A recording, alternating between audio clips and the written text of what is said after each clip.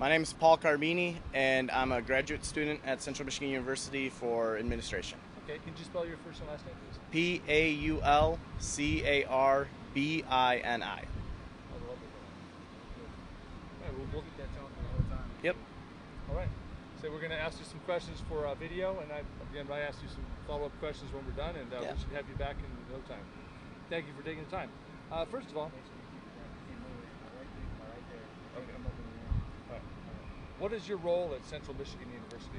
At Central Michigan University, I'm a student, just like everyone else who's in this cast. We're either students or, as of May, we graduated undergrad or our master's programs, and we're all volunteers. We're part of an organization called Sexual Aggression Peer Advocates, or SAPA for short.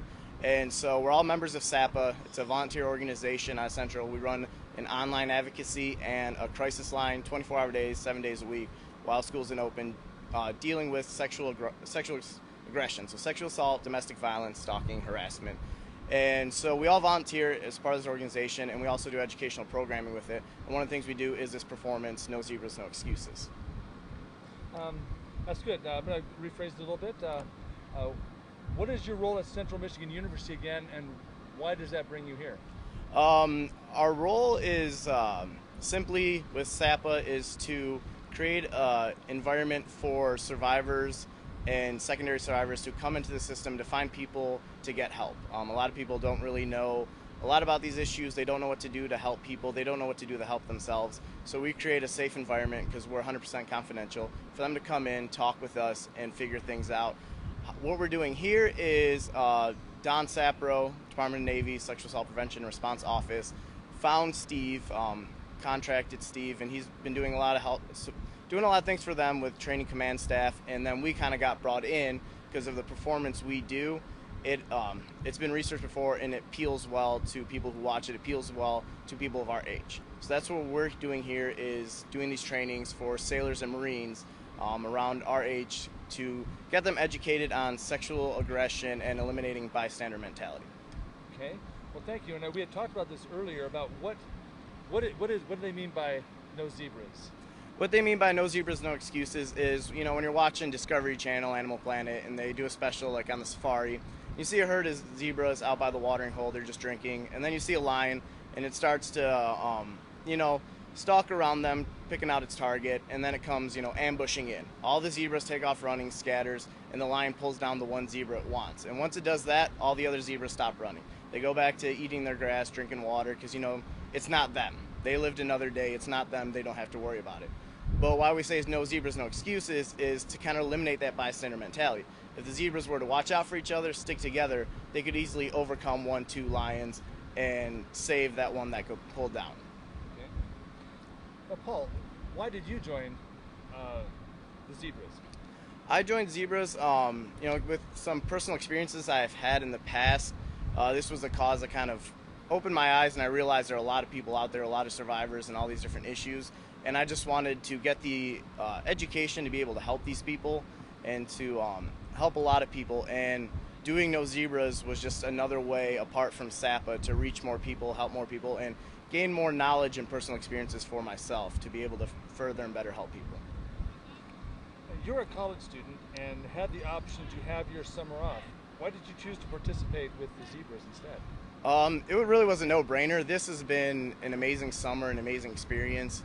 Doing this for the military, being able to speak with sailors and Marines, has been such an educational experience for us personally, and at the same time, our military does so much for us. You guys go out, you defend our country, you defend our freedoms, and this is an issue that's happening within their ranks. So for us to be able to come in and help sailors, help Marines, it's a huge honor. We've all we felt so blessed and so privileged to be here doing this. So could you maybe sum that up? Your desire, what your desire, what your desire was, and how it helps, how you enjoy trying to help the military. Our desire, it's a very unique experience. Really nobody gets to do this, especially civilians coming and do this, and college age civilians. So for us, it was an area to help Marines, help sailors, help people who defend our country, do something for them they do for us, and then at the same time, it was a huge learning and growing experience for us as advocates in this field. What are some of the similarities between college students and sailors? A big similarity is that regardless, survivors, regardless if they're sailors, Marines, or civilians, a lot of them feel that nobody will believe them. They feel people don't care. They feel that if they talk to someone, they're just going to get blown off because people will see this as just a women's issue, or they don't really think it happens as often as it does. So that's a big similarity we're seeing when we're talking with both is they really feel like they can't go to people because they don't think they'll care about what they have to say. And maybe to put that another way is, how do you think experiences between sailors and civilians are the same? They're the same that sexual aggression, regardless in the military or in the civilian world, it manifests still in the same way.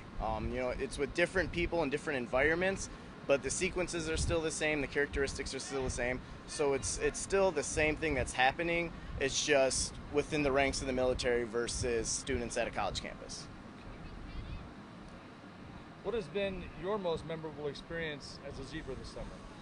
I think one of them, when we were in Groton, we got to do a show for the MCPON.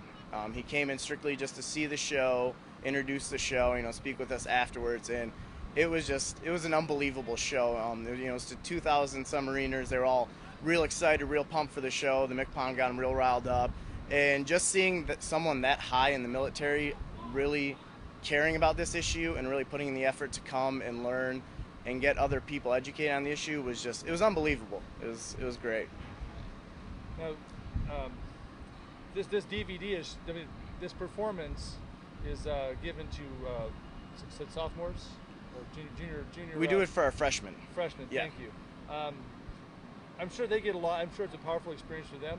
What do you hope to get out of it? What do you hope the sailors get out of it? Take away from this? Really, we hope they just get an awareness. The point of it is we do these vignettes that show real life situations of all the different sectors of sexual aggression, and we just hope when they're leaving, they're educated on it, and so we hope to eliminate that bystander mentality. So they can't leave and say, I didn't know, because they will know.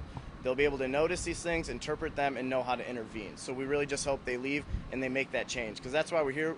There's the issue within the Navy, but we know they're the ones who can fix it. They're not the problem. They're going to be the ones who will change it and fix it. So that's why we're here. What type of reactions have you seen from sailors from previous shows? We've gotten amazing reactions. We get people coming up and shaking our hands and telling us, it's the best training they've ever seen on sexual assault, and they're really happy that we came to it, 'cause it's very in their face, it's very realistic, it's not sugar-coated, it's not death by PowerPoint, which they're beyond happy for. They don't want to sit there for an hour and a half watching PowerPoint slides go by. But a lot of them just been saying it's best training they've seen, very helpful, very informative, and really opened their eyes to something they didn't realize before. Great. Is there anything else you'd like to add? For all of us, we've just been so honored to do this as a whole cast, because again, the military does so much for us as a country, and for us to be able to go and do this for the Navy, and for sailors and Marines, and to help them and have them come and tell us their stories and look for us for help has just been so humbling and such a privilege for us, and we definitely haven't taken any of it for granted. We're just so excited to be here doing this.